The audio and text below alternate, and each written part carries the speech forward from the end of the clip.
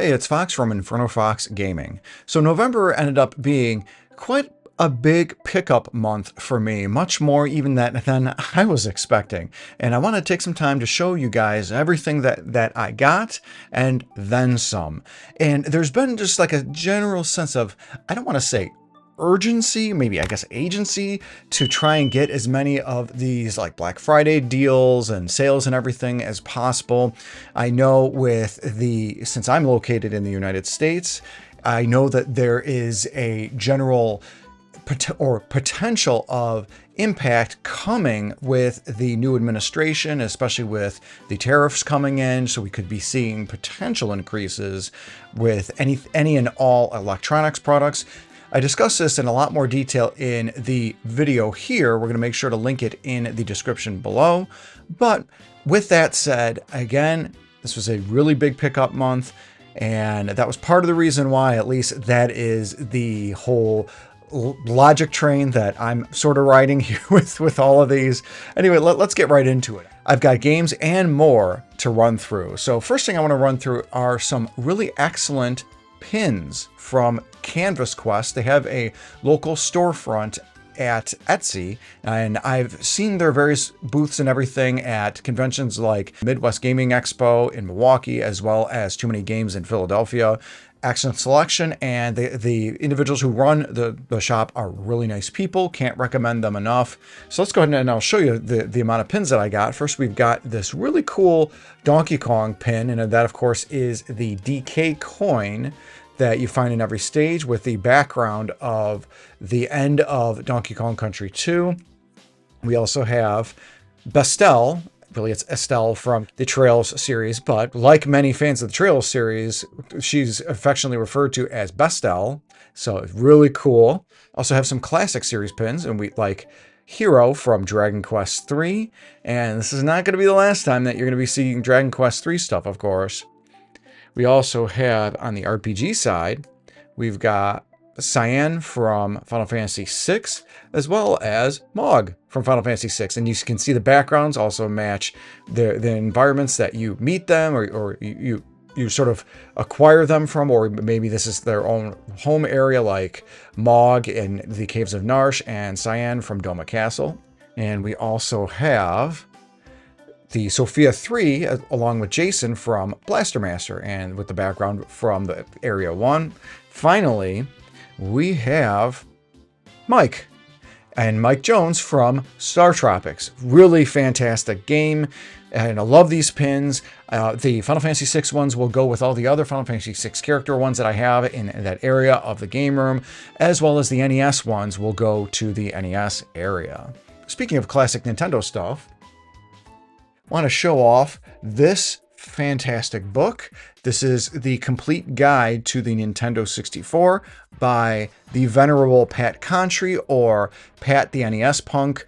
He and Ian have the Completely Unnecessary podcast. I like listening to it when they do it. I think it's about monthly or so. It's a good listen to. I think perhaps they get a little too negative on some of the stuff. I mean, yeah, I totally get there are positive and negative aspects with video games, but I mean, the other side of that is, they keep it real. They don't sugarcoat stuff, and the reviews and everything in Pat Contry's books, this one being the third one, are always real, to the point, and they don't pull punches when necessary. And that includes the good games, like the really good games. They're totally honest in their assessments.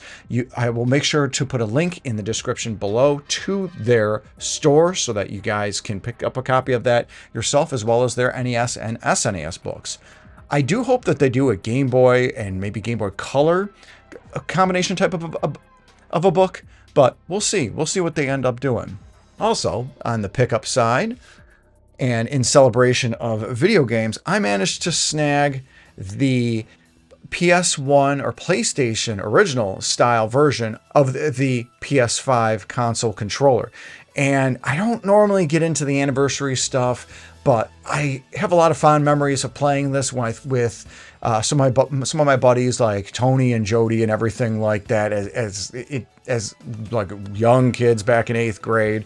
What's cool with this is that it's got the 30th anniversary logo, as well as just the general motif from the original PlayStation. So I'm not even really sure I'm going to use this. This is really going to end up being a collector's piece. And I want to say that these were also limited edition. So just really happy to be able to have one of these, and I'll be adding this to the console section of the game room. Now let's get into the games. These are the actual physical games that we've got, and we've got a lot of really good stuff. And I'm going to start off with a couple of the easy ones, and that of course is Dragon Quest III HD 2D. I didn't play this on the Switch. I actually was an idiot and double dipped and played the digital on the PS5 simply because I wanted the smoothest and the quickest sort of gameplay possible. I'm sure the Switch version is fine, but honestly, I've dealt with enough loading with the Switch with the Trails series, so I'm just kind of like, yeah, I'm gonna enjoy this on a system to where there's like little to no loading, and the PS5 really delivered on that. Still happy I've got the Switch version of this, but I didn't just get the physical of this. That physical of the game was part of the collector's edition, and it includes this sealed book here, and on the logo is the Everbird that Hero and his party revive and use as sort of a kind of like Dragon Quest III's version of the airship to be able to get around. So that's pretty cool. And surprisingly, I'm gonna hold this up here. Also came with I was surprised how big this is, and this is like I'm trying to pop my head out here. Little standees of all of the sprites of Hero and the various party members that join Hero, as well as the evil Zoma. As of the recording of this video, I actually just beat the Dragon Quest HD 2D. And what was really cool about it, of course, is it was very faithful to the original, although it did add one additional stinger part to the ending that alluded to very heavily the next games in the series, which of course is Dragon Quests 1 and 2 HD 2D, which comes out in early 2025. So I'm super excited for that. And really great to see more Dragon Quest games. And I'm hoping that Square not only does like Dragon Quest 4 through 6 HD 2D, but stuff like Final Fantasy 6 and Chrono Trigger HD 2D. So moving on with the games, we of course have Mario and Luigi Brothership. And I started this albeit admittedly briefly. I only played about 30 minutes, and it was fun so far. I could see some of the complaints with the loading of the battles and everything, because it takes like 2 to 3 seconds for a battle to load, and then once you beat the battle or you win the battle, it takes 2 to 3 seconds to load back onto the screen. But you do have control of Luigi. Luigi can jump whenever the player hits the button. That wasn't a problem. And so far it's been fun, very colorful. I like the art style. I've tabled this just so I could finish Dragon Quest III. So I'm debating whether or not I want to do this or maybe do something completely different. Because while I've taken a break from this, instead, I've been playing this, Balatro, and this is so freaking addicting. And I'm one of the weird ones that's playing it on the Switch, and especially a physical copy. I like the physical because in this way, if Jamie Owls, my partner, wants to try it, pop the physical game out of the Switch, and boom, she can put it in hers and she can try it too. This essentially is poker, but solitaire style.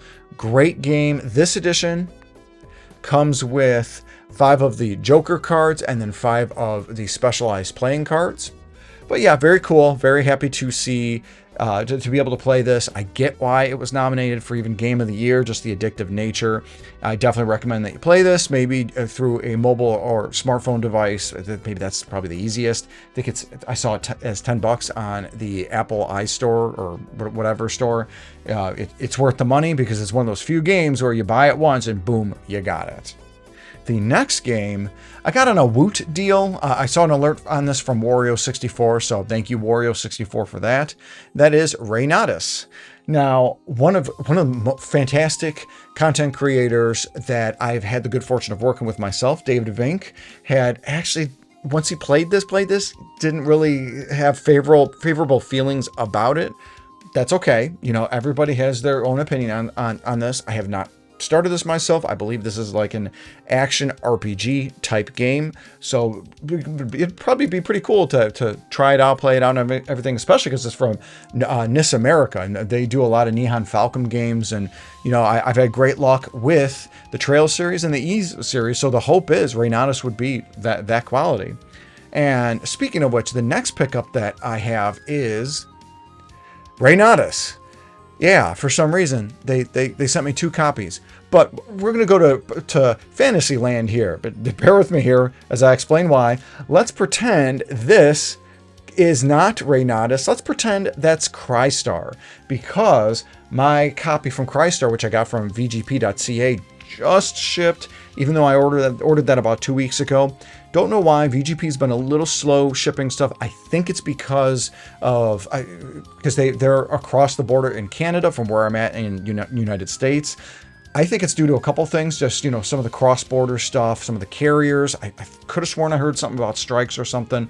But more important, I think a bigger reason and better reason is because I feel like thanks to Wario64, they've gotten a little bit more eyes on stuff, and they've been putting stuff a lot more on sale.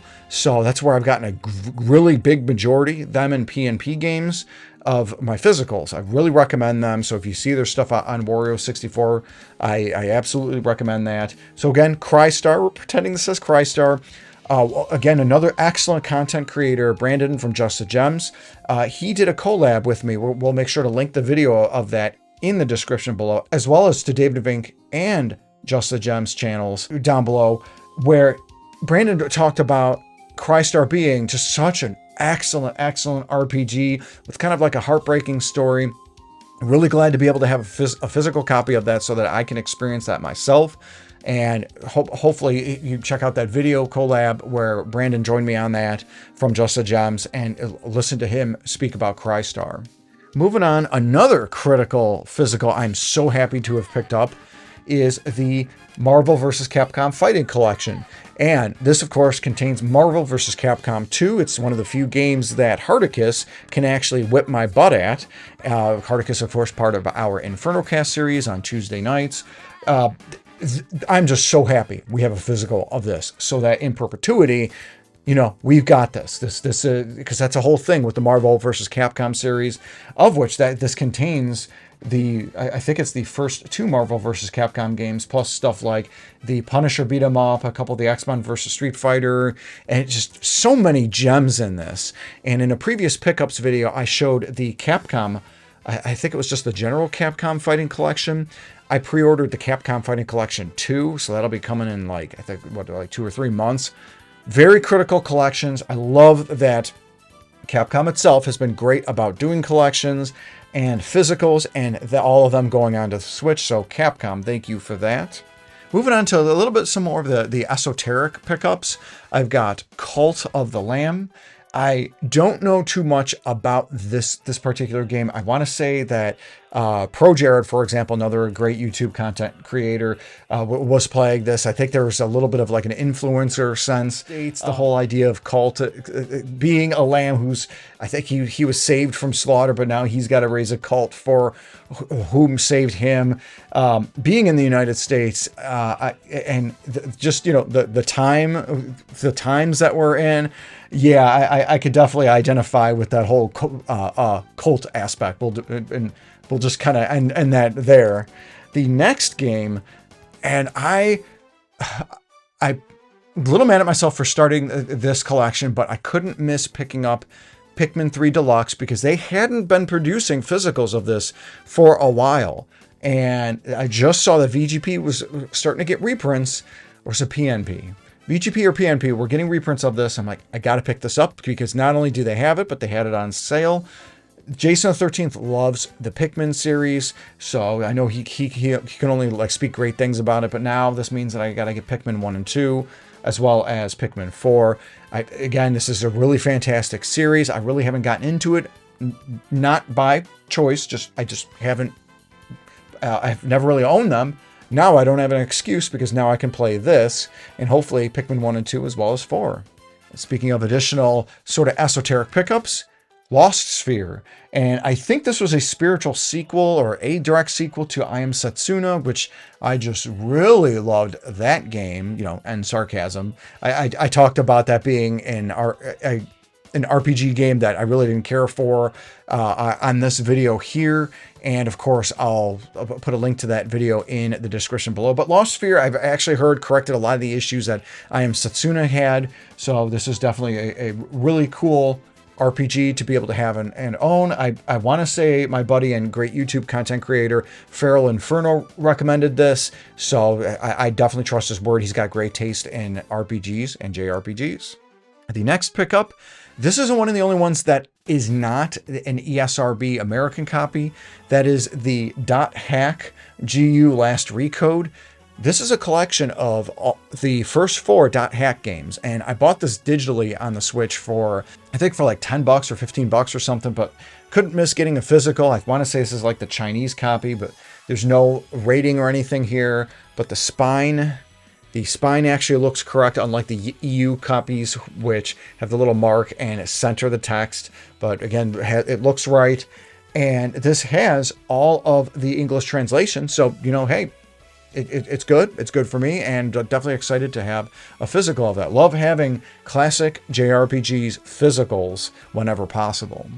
The next physical copy that I got is Ni no Kuni Wrath of the White Witch, which this was originally, I believe, like a PS3 and maybe Xbox 360, maybe just PS3, which is really interesting because the PS3 generation, and huge shout out to Mad Kaiser, who reminded me that the PS3 was really like a lost era for JRPGs. It was one of the biggest lulls we'd ever seen, but this game came out on the PS3, and this game, from what I've heard, this is an excellent entry. It's got that Studio Ghibli GIF style, like art style. Really excited to have this for the Switch. I didn't care for the sequel as much, but I've heard that where the sequel kind of failed, this really succeeded. And this being sort of like a remaster of it just really helps to sort of continue that excellence. So excited to have that.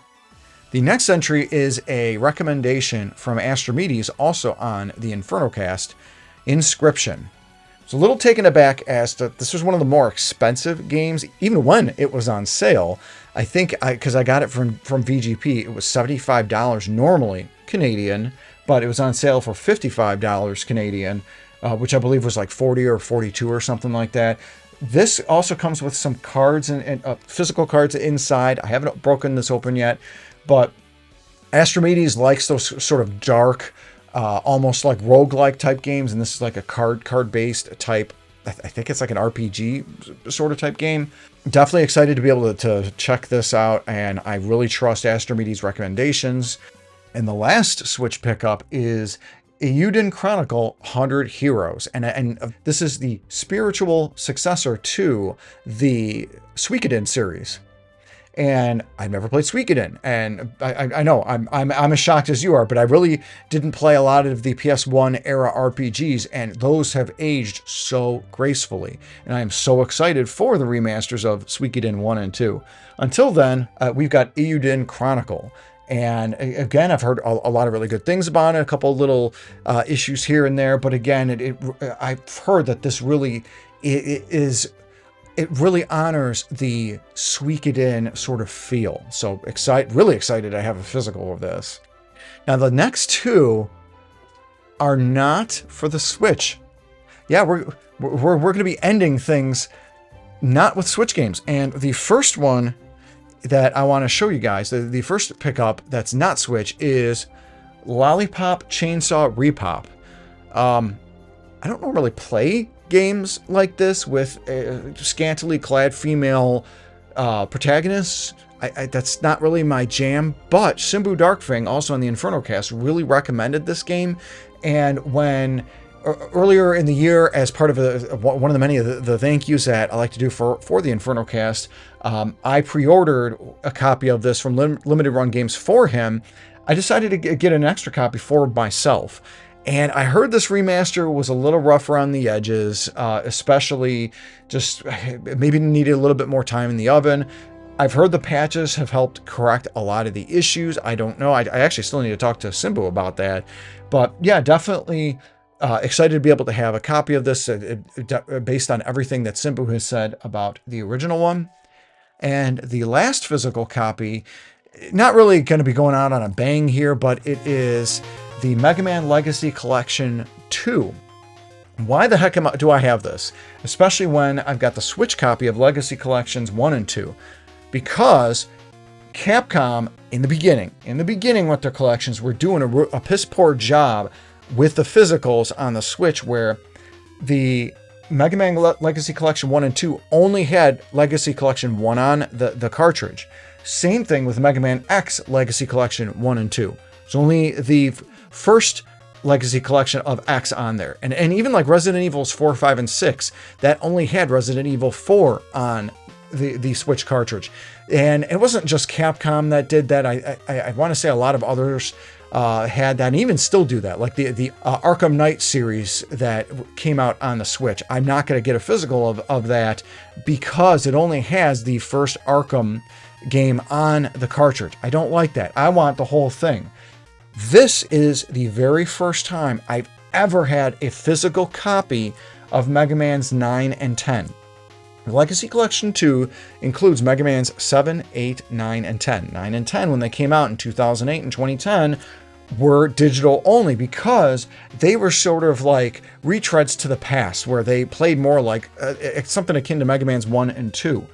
That said, once they became part of Legacy Collection 2, I'd never known them to actually be on the cartridge. As I said, this is, and I've confirmed it online, this just on this disc, this PS4 disc, just contains those 4 games physically on the disc. And I've done the research. So with that said, I'm really, really happy to be able to have that. And this I got super cheap because I know the Amazon Secret Level series is being really publicized right now. And there's an episode about Mega Man. And actually, based on the trailer that I saw, it looks really cool. Hopefully you've checked out everything here with me and you've stuck around until the end. There probably won't be a December pickups. Maybe I'll do Christmas stuff in mid-January, mid to late January, like a pickups video then. That's it for the crazy amount of purchases. I am lucky in that I picked up a great majority of these on sale. A lot of these were pre-orders that have finally come in. And I just know me and my partner are dual income, no kids. And we have the opportunity to be able to get purchases like these. So one of the things is I want to give a huge shout out to the Iowa Retro Gamer Dad and his various episodes that he's been releasing regarding some of the perils with collecting. I absolutely encourage you to watch his videos. I'm going to put a link in the description below, as well as link to one of his most recent episodes. These are really great personal but excellent reflections overall on his journey with collecting, with pickups and everything like that. I encourage you to check it out because it's, again, I'm super lucky to be able to have all these pickups, but the end is in sight. I don't plan on having as many crazy pickups as I had. The sales are done. I used my excuse to, take advantage of electronic pickups before prices spike. That's really it. I am very happy with the collection you kind of see behind me. And that's pretty much going to be the majority of these pickup videos. So I hope you've enjoyed them. Make sure you check out all the recommendations of all the individuals and sites and videos that I've listed, again, in the description below. Thank you so much for joining. Also, let me know if you have any questions, comments, or concerns in the comments section, any viewpoints, and make sure to let me know what pickups that you've gotten during the Black Friday time. Thank you for watching and have a great day.